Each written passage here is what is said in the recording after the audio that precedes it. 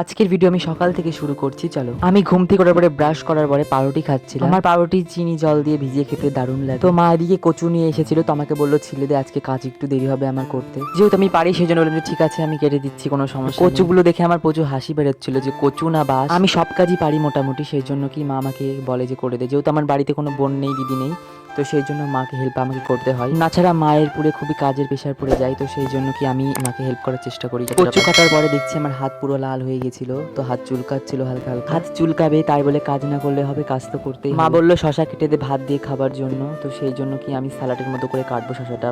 ম্যাশিং দিয়ে ফার্স্ট আমি ছিলে নিয়েছিলাম, তারপরে চাকু দিয়ে আমি গোল গোল করে এটাকে কেটে নেব। তো ফার্স্টে আমার ভয় লাগছিল হাত যদি কেটে যায় বাই চান্স। আমি অনেক সাবধানেই কেটেছিলাম। তো তারপরে আর কি শশা কাটতে কাটতে আমার খেতে ইচ্ছে করছিল, তো আমি একটা মুখে টুক করে দিয়ে খেয়ে নিলাম। তারপরে আমার স্যালাড কাটা কমপ্লিট হয়ে গেছিল। তারপরে দিকে আমি বেগুন পোড়াচ্ছিলাম, যেহেতু বেগুন পোড়া দিয়ে ভাত খেতে আমার ভীষণ ভালো লাগে। তোমাদের কাদের কাদের বেগুন পোড়া দিয়ে ভাত খেতে ভালো লাগে অবশ্যই কমেন্টে জানাবে। আজকের মতো ভিডিও এখানেই রাখলাম।